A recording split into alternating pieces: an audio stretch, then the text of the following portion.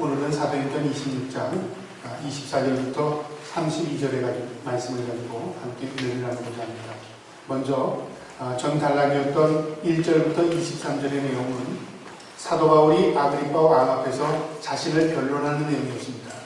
그 변론을 들어보면 사도 바울은 그 자신을 변명하는 내용 가운데서 자신의 무죄를 증명하기 위해서 변론하는 것이 아니라 자신의 변론을 통해서 예수 그리스도를 증거하고 있습니다. 그러니까 내가 이렇게 구속을 당해서 여러분 앞에 서게 된 것도 예수 그리스도를 믿는 것 때문이고, 내가 유대인들에게 미움을 받는 것도 예수 그리스도 때문이고, 그 예수 그리스도의 죽으심과 부활, 그것을 전했기 때문에 내가 여러분 앞에 섰습니다 하는 내용으로 예수 그리스도를 증거하고 있는 것이었습니다. 그 내용이 이제 오늘의 본문에 이르면서 이 아그리파 왕이 사도 바울의 그 변론을 들어보니까 도저히 죄목을 찾지 못한 것입니다. 그가 증거하는 그 내용의 가운데서도 죄가 될 만한 것들이 하나도 없었다는 말이죠.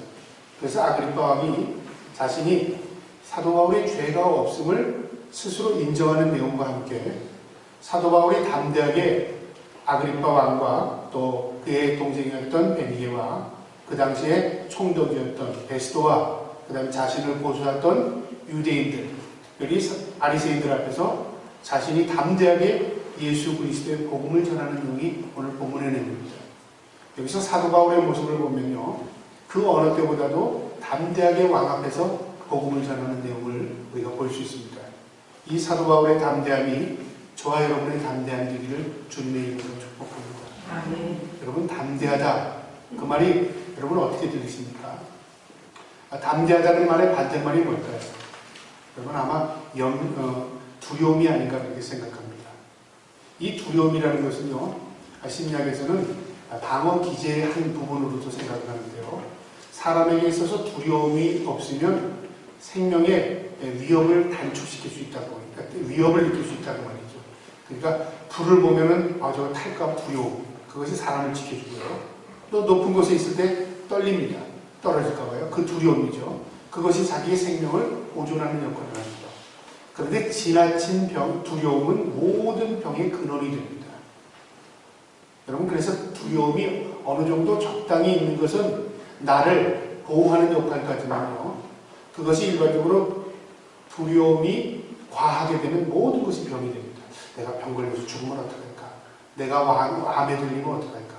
내가 또 이러다가 사고 당하면 어떡할까? 이 두려움이 없으면 어떡합니까?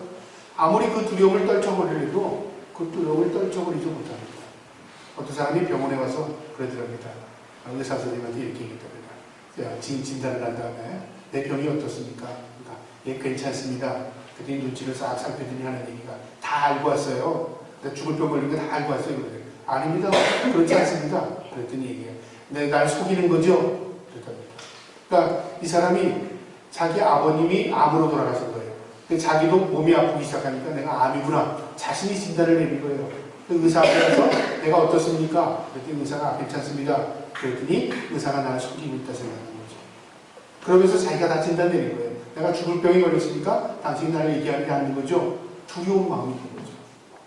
여러분, 이렇게 지나칠 정도로 자신의 두려움을 갖게 되고 자신을 평가하게 되면 그것이 오히려 병이 됩니다. 그래서 병 가운데는 건강 염려증이라는 병이 있어요. 들어보셨습니까? 지나치게 염려하면 병이 된다는 거죠. 이 두려움이 어디로 가게 되냐면요, 염려로 가게 됩니다. 내가 이렇게 하면 어떡하지? 저렇게 하면 어떡하지? 그러니까 염려가 먼저가 아니라 두려움이 오면 염려가 생기는 겁니다. 그래서 성경에는 염려하지 말라, 두려워하지 말라가 얼마나 많은지 몰라요. 왜 두려워하지 말고 염려하지 말아야 됩니까? 하나님이 우리와 함께 하시기 때문에 그렇습니다. 그래서 우리에게 담대하라는 말을 우리 주님께서 말씀하십니다. 두려워하지 말라, 담대하라. 내가 너와 함께하리라. 참으로 내가 너를 지켜주리라. 그래서 담대한 마음을 가져야 합니다. 자, 그런데 우리가요, 그래, 담대하지, 두려워하지 말아야지, 그런다고 우리가 담대해지나요? 여러분, 담대함은 어디서 오는가를 우리가 알아야 합니다. 담대함은요, 용기에서 옵니다. 내가 용기를 내야 담대한 것이죠. 생각만 가지고 담대해지지 않습니다. 사도 바울이 생각만 가지고 지금 베스도와 이 아그리파 왕에서 내가 용기를 내야지, 그런다고 그가 담대함이 생겼을까요? 그렇지 않습니다. 용기가 담대함을 주는데 그 용기는 어디서 왔을까요? 여러분 잘 생각해 봐야 됩니다. 용기가 어떻게 생겼을까? 그가 권력이 있어서 용기가 생겼을까요? 그가 돈이 많아서 용기가 생겼을까요? 아니면 그가 자신이 변론을 잘해서 용기가 생겼을까요? 성경 그 어디에도 사도 바울이 무엇 때문에 용기를 가졌다는 얘기 없습니다. 그런데 사도 바울은요, 담대하게 복음을 전할 수 있었던 것은 다른 사람이 갖지 않은 용기가 있었다는 거죠. 자, 그 용기가 어디서 생겼는가? 성경은 그 근원을 우리에게 가르쳐 줍니다.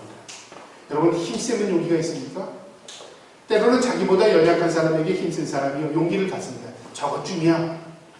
그래서요, 오늘날은 많은 범죄의 원인들을 어디에서 찾게 되냐면요, 힘이 세고 약하고 제가 당하고 안 당하는 게 문제가 아니라 어떤 사람이 얼마나 용기가 있느냐에 따라서 범죄를 줄일 수 있답니다.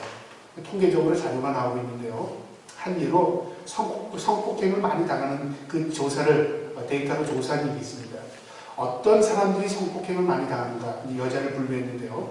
주로 보니까 이렇게 범죄인 앞에서 이렇게 합니다. 제발 저를 용서해 주세요. 잘못했어요. 나에게 뭐 건드리지 마세요. 이렇게 사정하는 사람들은 대부분 성폭행을 당합니다. 그런데요, 힘이 없고 연약해도 대항하는 사람, 물론 그것이 전부는 아니지만요, 용기를 가지고 왜 그러십니까? 그러면서 냉정함을 찾고 용기 있게 말하는 사람은 대개 그 위협을 피하는 경우가 많답니다. 그러니까 우리가요, 때로는 무엇에 제압을 당합니까? 힘이 없고 약함의 문제가 아니라 두려움 때문에 우리가 제압을 당하는 것입니다. 그러니까 용기를 내야 되는 것이죠. 어떤 상황 가운데서도. 자, 그런데 이 용기가 어디서부터 옵니까? 여러분, 용기는요, 성경 지식에서 옵니다. 지식과 용기가 무슨 관계가 있는가, 그런 생각할지 모르지만요, 알면 용기가 생겨요. 예를 들어서 높은 데 있는 사람이 내가 안 떨어져. 왜냐하면 내 몸에 줄이 붙어 있기 때문에 떨어져도 이 줄 때문에 내가 떨어지지 않는다. 그런 생각이 있으면 어떻게 해요? 두려움이 덜하죠. 용기가 생기잖아요. 아는 지식입니다. 우리가 번지 점프를 하잖아요. 왜 그 높은 데서 돈 주고 그것도 떨어뜨립니까? 그 무서운 그런 일을 행합니까? 그 줄이 끊어지지 않는다는 걸 알기 때문에 그렇습니다. 그래서 용기를 갖고 담대하게 그 높은 데서 뛰어내릴 수 있는 것이죠. 오히려 그것을 즐기고 있지 않습니까? 그래서 두려움의 반대말은요, 즐겁게 할 수 있습니다. 그 두려움을 즐길 수 있다는 말이죠. 모든 즐거움은 어디서부터 시작되냐면 두려움을 넘어서면 즐거움이 옵니다. 여러분, 편안한 상태에서 좋은 것 먹고 쉬고 있으면 즐거워지나요? 처음에는 즐겁지만 시간이 지나면 지루해집니다. 즐거움은요, 파도를 타는 것처럼 이 어려움을 넘으면서 그 가운데 즐거움이 있어지는 거죠. 두려움을 넘게 되면 그 두려움을 넘은 것에 대한 즐거움이 있다는 말이죠. 그래서 이 두려움은 이 용기에서 나오는데, 용기는 지식에서 나옵니다. 아는 지식이죠. 누구를 알아요? 하나님을 아는 것이죠. 또 나를 아는 것입니다. 그래서 우리는 하나님 앞에서 내가 어떤 존재인가를 아는 것이 중요하고요, 하나님은 어떤 분이신가를 아는 것이 중요해요. 하나님은 우리를 지키시는 분이십니다. 시편 기자는 그랬죠? 하나님은 나를 지키시는 자라. 하나님은 우리를 지켜주시는 분이에요. 뿐만 아니라 우리는 하나님의 자녀이고 하나님의 백성입니다. 하나님의 보호하심을 받고 있는 존재라는 그 말이죠. 이게 하나님을 아는 지식이에요. 그러면 어떻게 합니까? 세상의 어떤 악한 마귀도 우리에게 근접하지 못해요. 우리가 하나님의 소유이기 때문에, 하나님의 백성이고 하나님의 자녀이기 때문에 우리가 용기를 가질 수 있는 것입니다. 여기에서 담대함이 나오는 것입니다. 사도 바울은 비록 총독과 왕 앞에 섰지만은, 자기를 모함하는 이 바리새인들 앞에 섰지만은, 그가 담대하게 용기를 가지고 그들 앞에 변론할 수 있었던 것은요, 그가 힘이 있어서도 권력이 있어서도 아니고 바로 하나님이 내 편이시다. 하나님이 나와 함께 하신다. 지금 하나님이 이 자리에서 나와 함께 하신다. 그 믿음을 가지고 담대함을 얻을 수 있었던 것입니다. 저와 여러분이 이 사도 바울처럼 담대한 용기의 믿음을 가지고 있는 사람이 될 수 있기를 주님의 이름으로 축복합니다. 고린도전서 1장 18절에 보면요, 십자가의 도가 멸망하는 자들에게는 미련한 것이요 구원을 받는 우리에게는 하나님의 능력이 됩니다. 여러분, 십자가의 도가 뭡니까? 예수 그리스도를 믿는 믿음이죠. 그 믿음이 세상 사람들 보기에는 어리석고 별것 없이 미련한 것으로 보입니다. 예수 믿는 것들, 그 예수 믿는 게 뭐 어쩌다고, 우리를 무시하고 깔볼 때가 있다고 말이죠. 그런데 이것이 하나님의 능력입니다. 우리에게. 세상 사람들의 입장에서는 예수 믿는 게 별 볼 일 없는 것 같이 보이지만 하나님의 입장에서 보면 이것이 우리에게 큰 능력이 됩니다. 여러분, 그 능력을 소유할 수 있기를 축복합니다. 오늘 사도 바울은 이 베스도 앞에서 이 복음을 전했을 때 먼저 이 베스도의 반응을 한번 여러분 보시기 바랍니다. 24절에 보면 그 이야기를 다 들었던 총독 베스도가 뭐라고 말하냐면 너 미쳤구나. 그랬어요. 너 미쳤구나. 그러면서 하는 얘기가 바울아 너 미쳤도다. 내가 많은 학문이 너를 미치게 하였다 하니 너 많이 배웠다고 하는데 너 많이 가지고 있는 지식이 너를 미치게 했구나. 왜 베스도가 사도 바울을 미쳤다고 평가했을까요? 그는 헬라 사람입니다. 헬라 사람들은요 그 당시에 논리를 가지고 있었어요. 또 헬라 사람들은 일반적으로 어떤 신기한 것에 대해 집착하지 않았습니다. 논리적이고 사고적이고 또 지식을 굉장히 그 사람은 존중했던 사람들입니다. 그러니까 이치에 맞지 않는다는 말이죠.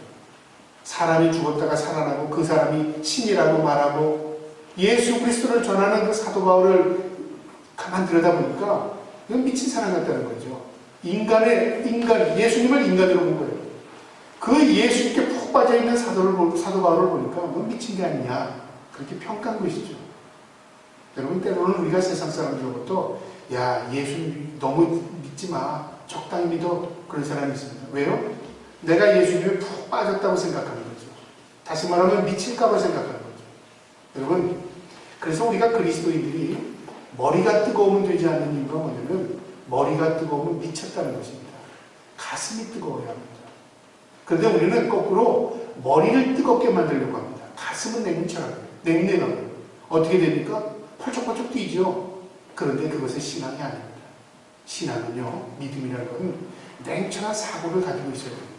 옳고 그름을 분별해야 할 분별력을 가지고 있어야 되고요. 선과 악을 구별해낼 수 있는 능력을 가지고 있어야 합니다. 그러니까 판단력이 분명해야 합니다. 세상 사람들이 가지고 있는 판단력 이상의 판단력을 가지고 있어야 돼요. 그것과 함께 뜨거운 가슴을 가지고 있어야 합니다. 주님에 대한 사랑하는 마음, 가슴이 없으면 그것은요 결국 신앙이 냉랭해지는 것입니다. 그래서 분별력과 우리에게서 뜨거운 마음, 가슴은 바로 하나님을 향하는 것입니다. 오늘 이 사도 바울은 이 베스도 앞에서 자신을 변론했을 것 들은 이 베스도는요, 너 미쳤구나 그렇게 얘기한 겁니다. 사도 바울이 베스도가 어떤 사고를 가지고 있는지 알았어요. 그래서 사도 바울이 베스도를 향해서 복음을 전하지 않습니다. 누구를 향해 복음을 전하냐면 아그리파, 이 유대인이었던 이 아그리파 왕을 향해서 복음을 전합니다. 이 복음을 들은 이 아그리파가 뭐라고 말하냐면요, 아무리 봐도 사도 바울이 죄를 지은 것이 없다고 판단이 됩니다. 이것은 우리 유대인들의 종교적인 문제고 이 종교적인 문제의 갈등이라고 본 것이죠. 그래서 나중에는 이 아그리파 왕이 네가 상수하지 않았다면 내가 석방할 수 있었을 텐데 아쉬움을 남깁니다. 자, 오늘 본문 가운데서요, 이 세 부분으로 나눠서 우리가 이해할 필요가 있는데, 먼저 베스도의 이 반응입니다. 내가 미쳤다 하는 것이죠. 여러분, 사도 바울이 미쳤습니까? 사도 바울은요, 미친 사람도 아니었고 그는 지금 어떤 종교에 푹 빠져서 사고를 이치적으로 분별하지 못하는 사람도 아니었습니다. 그는 누구보다도 논리력을 가지고 있었고 어떤 사람도 논리로는 당해낼 수 없을 정도로 많은 지식을 가지고 있던 사람이었습니다. 그런데 사도 바울이 이 베스도로부터 미쳤다는 소리를 들었다는 것에 대해 여러분은 어떻게 생각합니까? 우리의 입장이라면 우리가 예수를 열심히 믿는데요, 세상의 사람들이 야, 저 사람 미쳤어, 예수에 미친 사람이야, 그러면 여러분은 어떻게 할까요? 그래, 나 미쳤다 그렇겠습니까? 아니면 야, 내가 지금 미친 것 같이 보이나? 그리고 숨기겠습니까? 여러분, 남자들이 물론 여자분들도 직장생활 하지만요, 남자분들이 직장생활을 할 때 보면은 기독교인을 속이는 사람들이 의외로 많습니다. 속이려고 속이는 게 아니라 숨기는 사람들이 의외로 많아요. 왜 그렇습니까? 거치장스럽다고 말이죠. 내가 행동하는데 제약을 받는다고 말이죠. 야, 예수 믿으면 꼭 그렇게 믿어야 되냐? 야, 술도 못 먹어, 예수 믿으면? 예수 믿으면 그래? 다른 사람들이 나를 볼 때 자꾸만 무슨 종교인으로 오해할까봐 그게 두려운 거죠. 그래서 예수 믿는 티를 내지 않으려고 하는 사람들이 있습니다. 여러분, 그런데 성경은 뭐라고 말하냐면요, 내가 하나님을 인정하지 않으면 하나님으로부터 인정받을 수 없는 것입니다. 인정하는 것의 제일 기본이 뭐냐면 나는 그리스도인입니다라고 드러내는 것입니다. 그렇게 되면 어떻게 됩니까? 조심스러워지는 것이죠. 저 사람이 나를 그리스도인으로 보면 내가 그리스도인다운 삶을 살아야지 하는 그런 힘씀이 생깁니다. 노력이 생긴다는 거예요. 그런데 내가 내 자신을 그리스도인이라고 숨기게 되면 어떻게 됩니까? 그 사람들처럼 살게 되고 결국 그것이 계속적으로 나를 은폐하는 것이 되기 때문에요. 세상 사람들처럼 살게 되는 것입니다. 그래서 인정하는 것이 첫 번째입니다. 여러분, 좋아요. 우리 세상 사람들로부터 나는 그리스도인입니다. 예수 믿는 사람입니다. 고백하며 인정하며 살기를 주님의 이름으로 축복합니다. 내가 인정하는 것, 하나님으로부터 인정받는 비결인 것입니다. 사도 바울은요, 그것에, 이 베스도의 판단에 집착하지 않았어요. 그것에 대해서 기분 나빠하지도 않은 것 같습니다. 그 다음에 26절부터 29절에 보면 아그리파 왕을 향해 바울이 복음을 증거하는 내용이 있습니다. 유대인이었던 이 아그리파 왕에게 당신도 알고 있거니와 우리의 전통도 알고 있고 우리의 종교도 알고 있고 당신은 우리 역사의 모든 것을 다 알고 있습니다. 쉽게 이해할 수 있을 것입니다 하는 마음으로 사도 바울이 이 아그리파 왕에게 복음을 전합니다. 이 여기서 보면요, 사도 바울은 지금 죄수의 몸입니다. 물론 죄의 판결을 받지 않았지만 미결수로서 재판을 받는 자리에 있습니다. 이 아그리파 왕은 지금 판결자로 있는 것입니다. 그런데요, 복음을 전하는 내용을 보니까 거꾸로 된 것 같아요. 지금 누가 주눅이 들고 위축이 되어 있냐면 아그리파 왕이 위축이 되어 있습니다. 사도 바울이 오히려 담대하게 복음을 전하고 있습니다. 여러분, 사도 바울이 이 담대함이 어디에서 나왔다고 여러분 생각하십니까? 우리가 아까도 담대함에 대해서 얘기했지만 담대함은 용기에서 나온다고 했어요. 용기는 지식이라고 말했어요. 무엇에 대한 지식입니까? 하나님에 대한 지식이죠. 여러분, 이것을 믿음이라고 말합니다. 믿음은 반드시 용기를 갖게 되고요. 그 용기가 담대함으로 나타납니다. 그래서 믿음이 없이는 우리가 담대하게 살 수 없는 것입니다. 하나님에게 담대함을 주세요. 그럼 하나님께서 그래 내가 너에게 담대함을 주겠다. 그래서 믿음을 주십니다.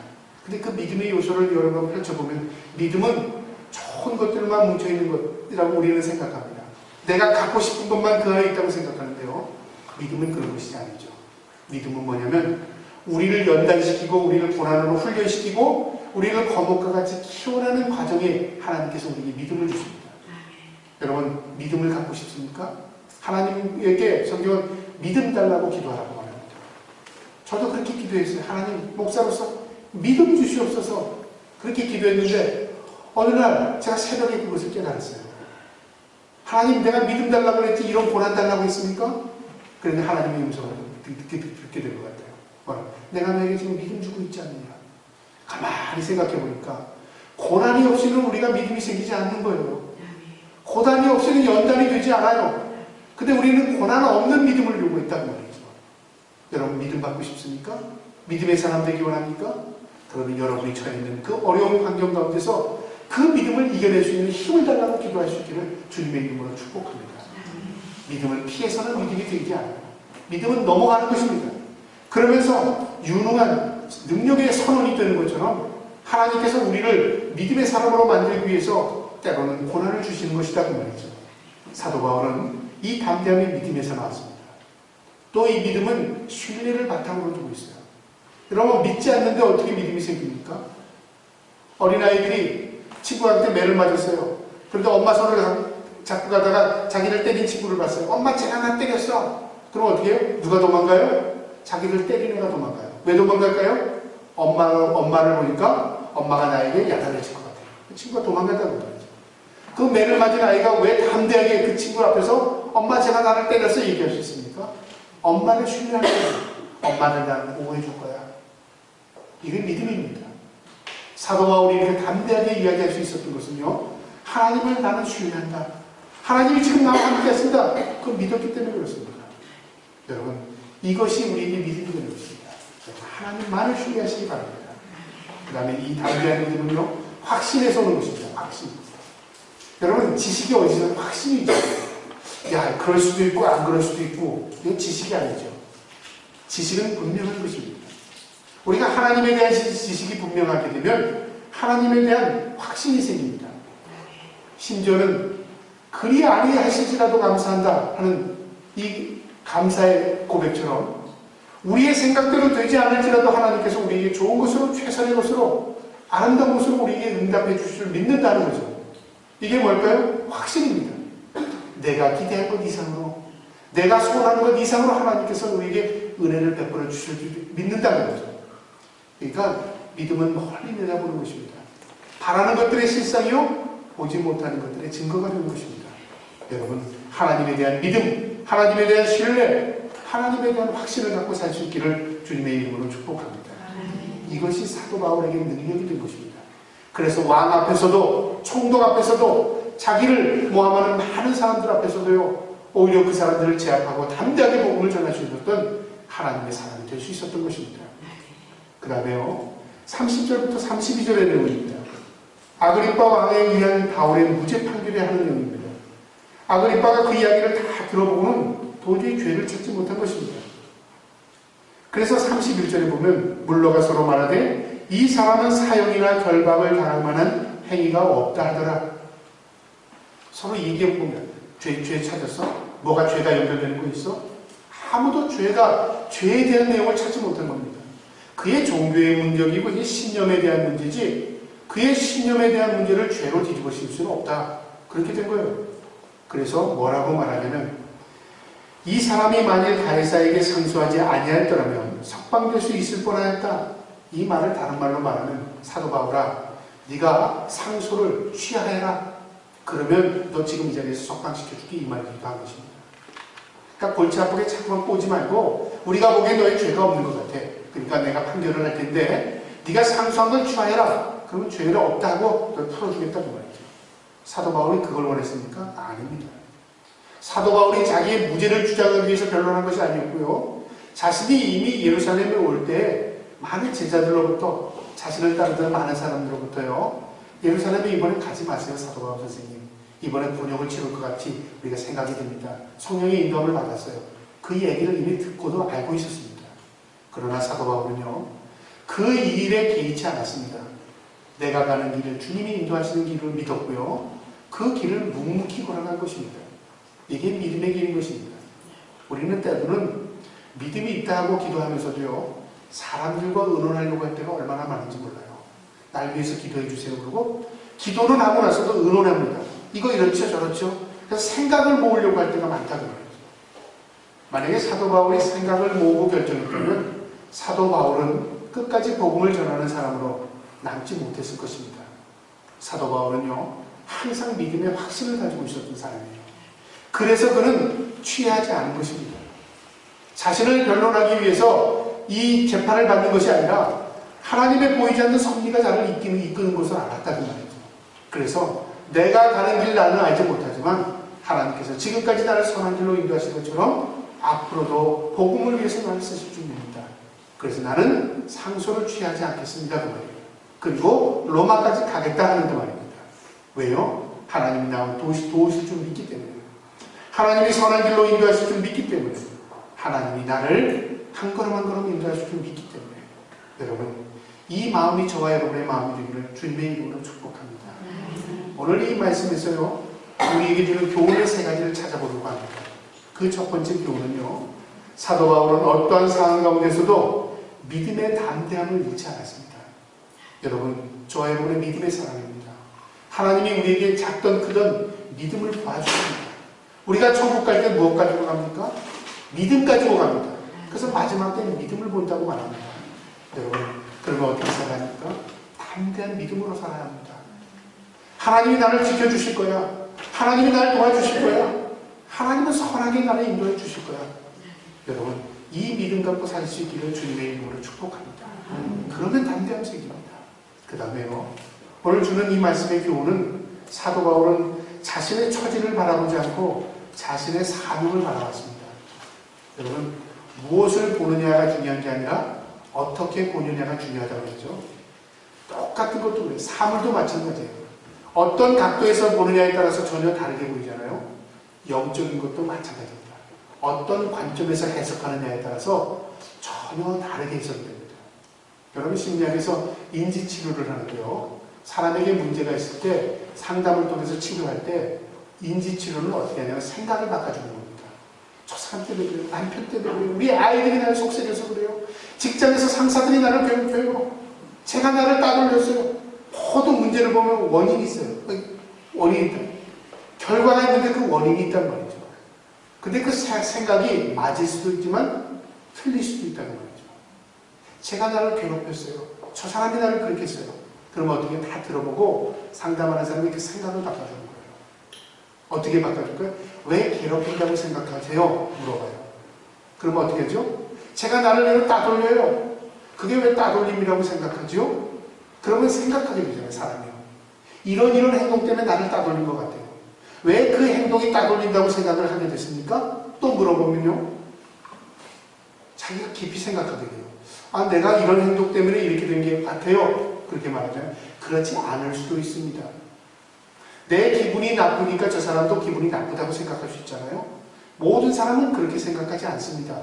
그렇게 생각하는 사람도 있지만 그렇게 생각하지 않는 사람도 있어요. 그럴 수 있겠네요. 그러면 어떻게 돼요? 사고가 전환돼요. 바뀌어져요. 그러면 어떻게 됩니까? 내가 생각했던 그 사고가 아닐 수도 있다고 생각이 되는 순간에 마음이 바뀌어지고 행동이 바뀌어지고 보는 관점이 바뀌어지는 거예요. 그러니까 치료는 누가 하는 게 아니냐면 내가 내 자신을 치료할 수 있음에도 불구하고 내 자신이 내 삶에 얽매여 있는 거예요. 나는 바뀌지 않고 환경을 바꾸려고 하고 사람을 바꾸려고 하고 여건을 바꾸려고 해요. 그러다 보니까 문제가 해결되지 않는 거죠. 여러분, 우리의 모든 문제에서 그렇습니다. 하나님의 말씀은 우리의 환경을 바뀌어주겠다는 말씀 없습니다. 하나님은 나를 바꿔주시고 나를 고쳐주십니다. 나를 치료하시고 나를 죽이셔서 나를 살려주십니다. 거듭남은 누가 거듭나죠? 우리의 환경이 거듭나나요? 우리의 주위의 모든 것이 거듭나나요? 아닙니다. 내가 거듭나는 것입니다. 내가 변하지 않으면 아무것도 변함이 없는 것입니다. 사도 바울은요, 자신의 처지를 바라보지 않았어요. 하나님, 이게 뭡니까? 내가 억울해서 이렇게까지 내가 구속당하게 되고 저 사람이 나를 고소하고 저 사람이 억울하게 나를 행하고 이랬다면요, 그는 억울함에 지쳐서 화병으로 죽었을 겁니다. 사도 바울은 그렇게 하지 않았어요. 원망하지 않았습니다. 자신의 사명만에 주목했어요. 내 사명이 무엇이지? 내가 비록 지금 구속을 당했지만 내 사명이 무엇인지 그걸 깨달았다는 말이죠. 여러분, 저와 여러분도 사명 바라보고 살기를 바랍니다. 남편으로서의 사명, 아내로서의 사명, 자녀로서의 사명, 교인으로서의 사명, 또 나라와 민족에서의 백성으로서의 사명. 우리는 우리가 처해 있는 모든 환경에 사명을 가지고 있습니다. 그 사명의 중점을 깊이 거기에 관점을 가지고 초점을 맞추게 되면요, 다른 것이 보이지 않습니다. 그래서 이것을 정경과 배경으로 해석하면 이런 내용입니다. 내가 내 자리에 서 있으면 여러분이 볼 때 지금 내가 말씀을 전하면 내가 정경입니다. 여러분, 나를 집중하게 되면 주위의 환경이 무엇인지 잘 보이지 않잖아요. 그런데 저를 보지 않으면 주위의 환경을 보게 됩니다. 내 뒤에 있는 것은 지금 배경입니다.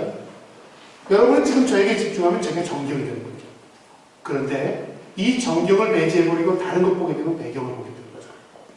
우리의 삶도 마찬가지입니다.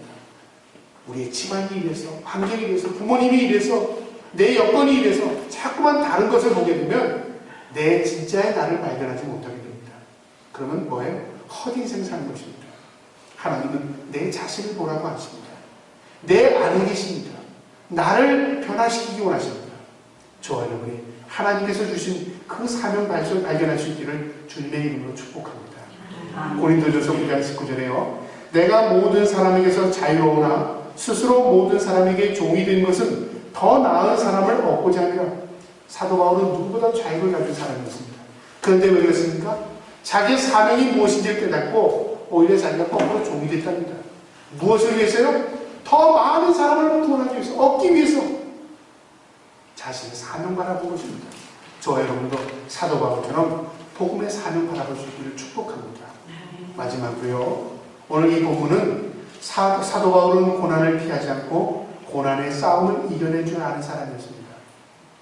여러분, 피하는 것과 넘는 것의 차원은 어떻습니까? 큰 차이가 있습니다.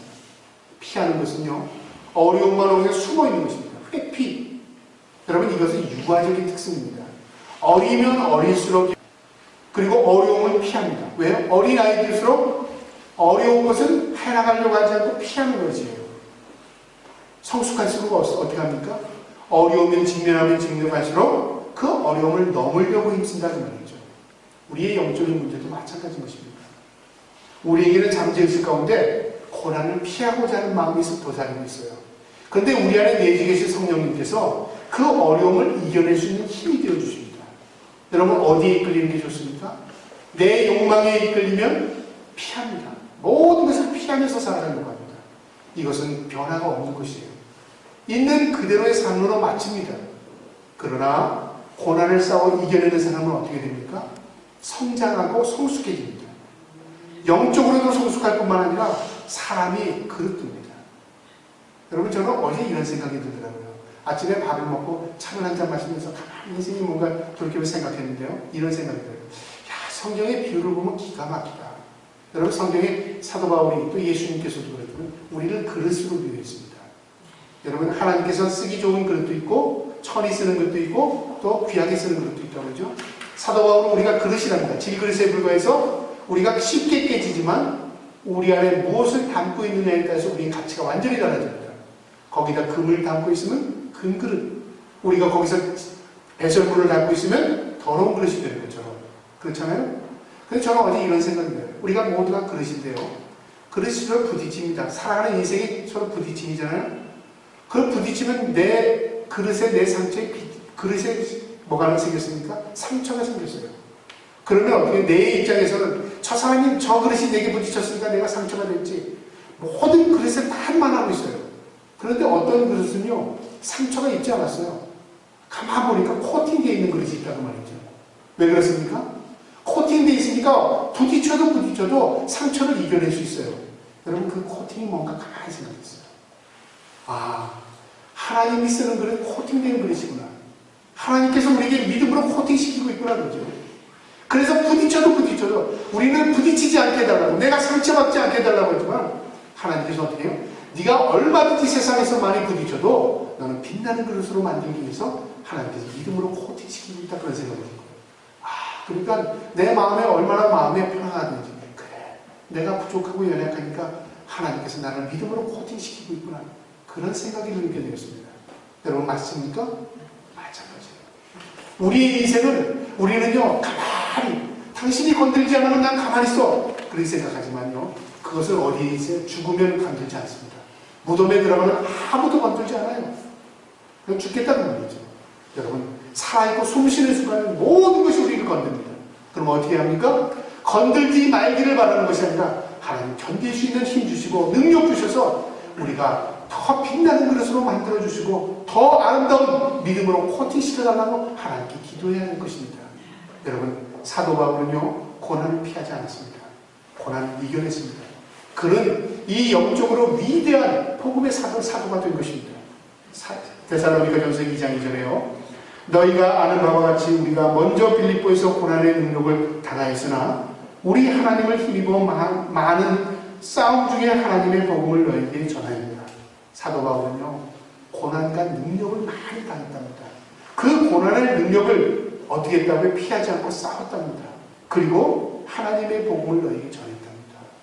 여러분, 이 고백이 저와 여러분의 고백이 되기를 축복합니다. 고난은요, 우리에게 상급이 될 수도 있고요, 고난은 우리에게 하나님이 우리의 빛나는 코팅의 하나님의 영광이 우리에게 되기도 합니다.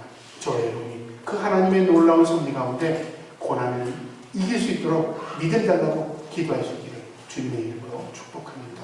아멘. 기도하겠습니다. 참사랑의 아버지 하나님, 감사합니다. 오늘 말씀을 통하여 사도 바울이 왕 앞에서도 총독 앞에서도 자기를 고소하는 많은 사람들 앞에서도 담대함을 잃지 않고 복음을 전하며 오히려 내가 결박된 것 외에는 나와 같이 되기를 원한다고 그들에게 담대하게 복음을 전했던 것들처럼 우리도 믿음의 담대함을 허락하여 주시옵소서. 먼저 우리에게 믿음을 주시되 확신의 믿음을 허락하여 주시고 하나님만을 신뢰할 수 있는 믿음을 허락하여 주셔서 우리가 고난 가운데서도 주시는 놀라운 은혜를 경험하게 하여 주시고 나를 나되게 하시는 하나님의 놀라운 은혜와 섭리를 우리의 삶 가운데 경험하게 하여 주시옵소서. 예수님의 이름으로 기도하옵나이다. 아멘.